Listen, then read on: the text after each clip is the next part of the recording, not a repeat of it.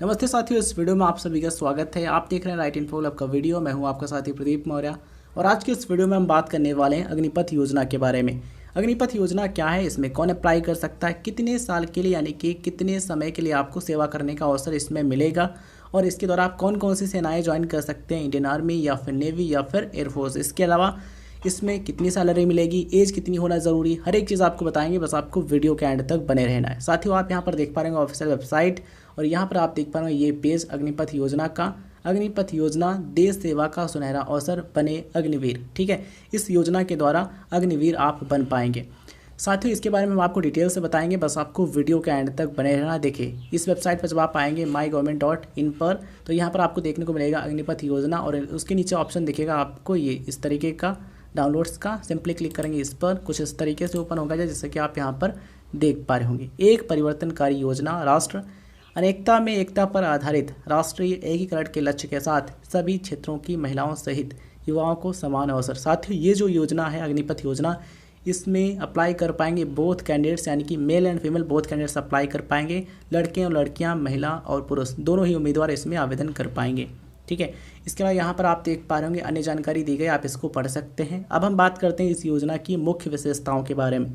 साथियों, ये जो योजना है अग्निपथ योजना, इसके द्वारा आप इंडियन नेवी या फिर इंडियन आर्मी या फिर इंडियन एयरफोर्स यानी कि जल सेना, थल सेना, वायुसेना, इनमें से कोई भी सेना आप ज्वाइन कर सकते हैं। यहाँ पर देख पा रहे होंगे मुख्य विशेषताएं। अग्निपथ योजना पर आधारित भर्ती का मॉडल, अग्निवीर के तौर पर सशस्त्र बलों में सेवा करने का सुनहरा अवसर। इस योजना के द्वारा जो उम्मीदवार भर्ती होंगे वे कहलाएंगे अग्निवीर।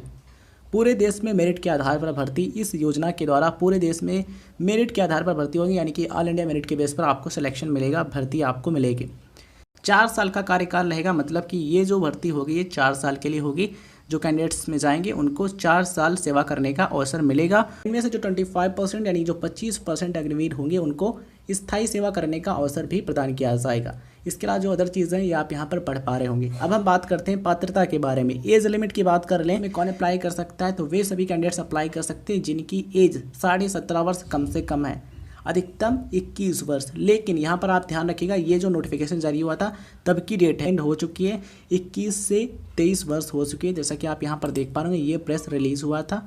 आप यहाँ पर देख पा रहे होंगे रक्षा मंत्री श्री राजनाथ सिंह ने आज कहा है कि अग्निपथ योजना भारतीय युवाओं के लिए सशस्त्र बलों में शामिल होने और अपनी मातृभूमि की सेवा करने का एक स्वर्णिम अवसर है।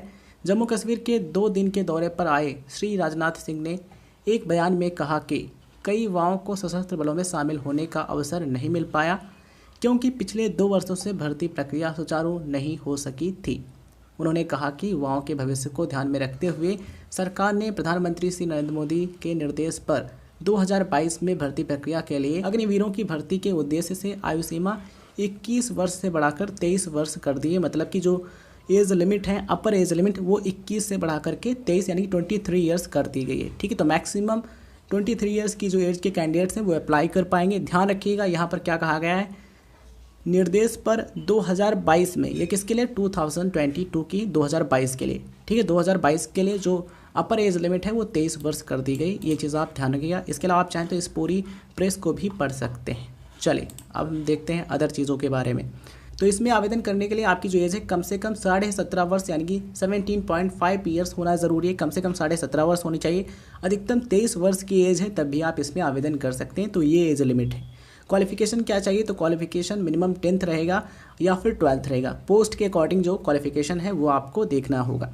ठीक है, डिटेल में जब भर्ती का नोटिफिकेशन आएगा जिसके लिए, वहाँ पर जब आप पढ़ेंगे तो वहाँ पर एजुकेशनल क्वालिफिकेशन मेंशन किया गया होगा कि इतना क्वालिफिकेशन है तो आप अप्लाई कर सकते हैं।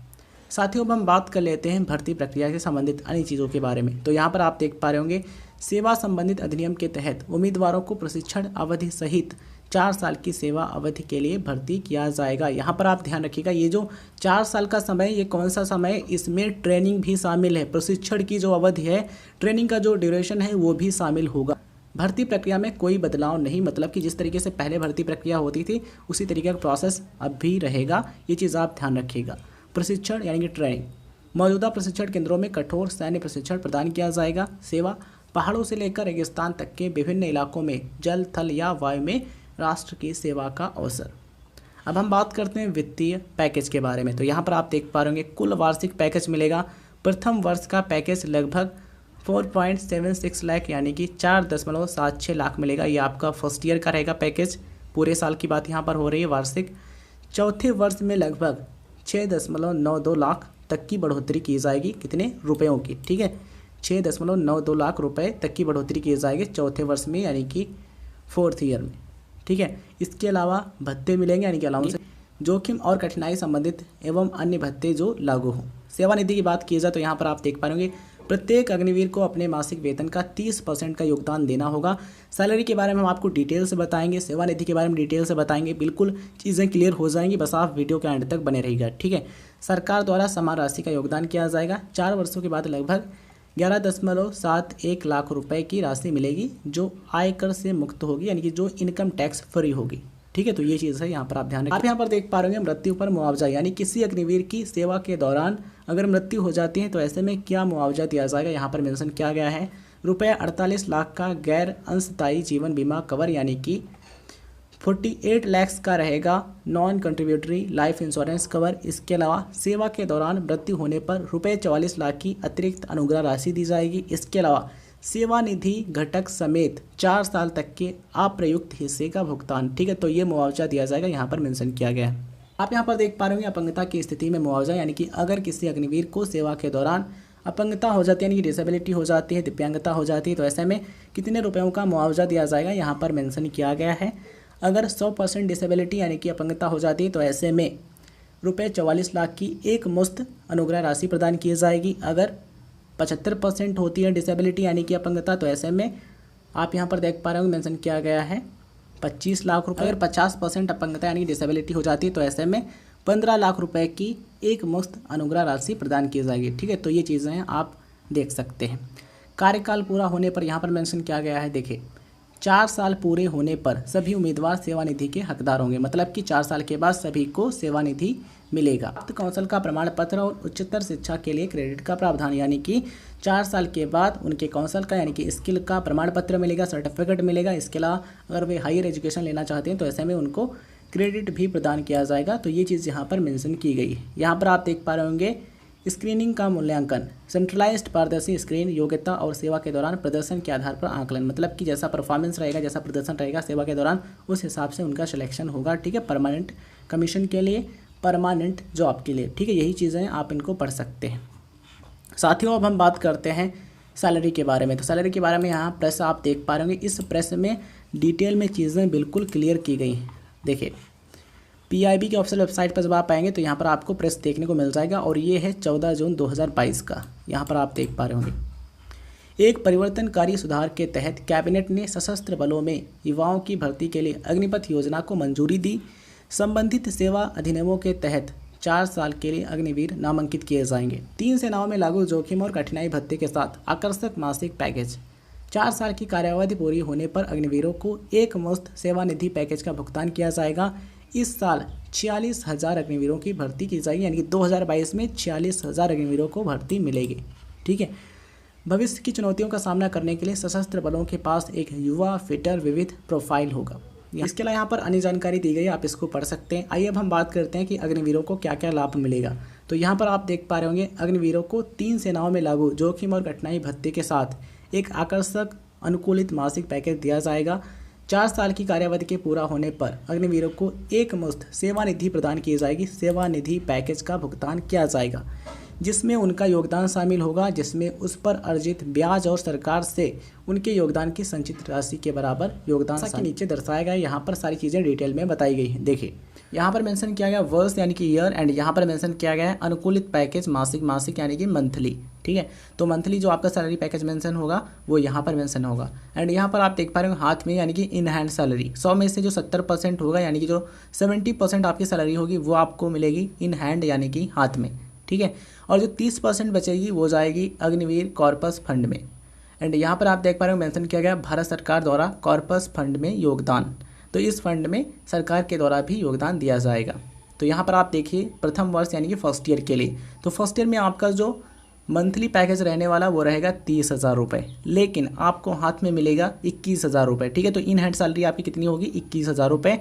9,000 जो बचेंगे 30,000 में से वो जाएंगे इस फंड में और 9,000 रुपये इस फंड में सरकार की तरफ से मिलाए जाएंगे। दूसरे वर्ष की यानी कि सेकेंड ईयर की, तो सेकेंड ईयर में 33,000 रुपये ये आपका रहेगा मंथली सैलरी पैकेज, और 23,100 रुपये जो है ये आपका इन हैंड सैलरी होगा, और इसमें से जो बचेगा 9,900 रुपये ये जाएगा इस फंड में, और इतने ही रुपए मिलाए जाएंगे सरकार की तरफ से इस फंड में। ठीक है, बात करें तीसरे वर्ष की यानी कि थर्ड ईयर की, तो थर्ड ईयर में आपका जो मंथली सैलरी पैकेज रहने वाला वो है 36,500 रुपये यानी कि 36,500 रुपये। ठीक है, इसमें से 25,580 रुपये जो होंगे ये आपको इन हैंड सैलरी मिलेगा, और 10,950 रुपये ये जाएंगे इस फंड में, और इतने ही रुपए सरकार की तरफ से इस फंड में मिलाए जाएंगे। ठीक है, बात करें चौथे वर्ष की यानी कि फोर्थ ईयर की, तो फोर्थ ईयर में आपकी जो मंथली सैलरी पैकेज रहने वाली वो है 40,000 रुपये यानी कि 40,000 रुपीज़। ठीक है, लेकिन आपको इन हैंड मिलेगा 28,000 रुपये, 12,000 रुपये जो है इस फंड में जाएगा, और 12,000 रुपये सरकार की तरफ से इसी फंड में मिलाया जाएगा। यहाँ पर आप देख पा रहे हैं अग्निवीर कॉर्पस फंड में 4 साल बाद कुल योगदान कितना हो जाएगा आपकी तरफ से 5.02 लाख रुपए, और इतना ही यानी कि 5.02 लाख रुपए ये सरकार की तरफ से मिलाया जाएगा। इनको जोड़ देंगे तो 10 लाख से ऊपर चला जाएगा। ठीक है, अब क्या होगा, इस पर आपको इंटरेस्ट मिलेगा यानी कि ब्याज मिलेगा। ब्याज कुल मिलाकर के जो मिलेगा उसको मिलाकर के फाइनली आपको जो अमाउंट मिलेगा वो है 11.71 लाख रुपए। तो इतना आपको मिलेगा पैकेज, सेवा निधि पैकेज के रूप में। ठीक है, तो ये चीज़ आपको ध्यान रखनी चाहिए। इसके अलावा यहाँ पर आप ध्यान रखिएगा, इस पर आपको इनकम टैक्स नहीं देना होगा, यानी कि इस पर आपको छूट मिलेगी इनकम टैक्स की, आयकर की। यहाँ पर मेंशन किया गया है सेवा निधि को आयकर से छूट दी जाएगी। आई होप आपको चीज़ें समझ में आ गई होंगी। के लिए यानी कि फॉर एग्जाम्पल जनरल ड्यूटी यानी कि GD सैनिक में प्रवेश के लिए शैक्षणिक योग्यता कक्षा 10 है, यानी कि मिनिमम एजुकेशन क्वालिफिकेशन चाहिए होगी 10th पास, किसके लिए, GD सैनिक में प्रवेश के लिए, जनरल ड्यूटी के लिए। ठीक है, तो यहाँ पर कहना यह है कि पोस्ट के अकॉर्डिंग आपका जो पद होगा उसके अनुसार क्वालिफिकेशन चाहिए होगी, कम से कम 10th होगी, वैसे 12th भी होगी। ठीक है, वैसे जब डिटेल में नोटिफिकेशन जारी होगा वहाँ पर मेंशन किया गया होगा कितनी क्वालिफिकेशन चाहिए किस पद के लिए। उम्मीद करते हैं साथियों इस वीडियो से आपको अग्निपथ योजना के बारे में पूरी जानकारी मिली होगी। वीडियो जानकारी आपको पसंद आई तो इस वीडियो को लाइक कीजिए, अपने दोस्तों के साथ शेयर कीजिए, और चैनल पर नए हैं तो सब्सक्राइब करने के बाद नोटिफिकेशन बेल जरूर ऑन कीजिए, जिससे आपको इंपॉर्टेंट अपडेट वीडियोज़ का नोटिफिकेशन आपको मिलता रहे। इसके अलावा इस योजना के बारे में, अग्निपथ योजना के बारे में आपकी क्या राय, आप क्या सोचते हैं, कमेंट सेक्शन में ज़रूर बताइएगा। चलिए इस वीडियो को एंड करते हैं, मिलते हैं किसी नए वीडियो में।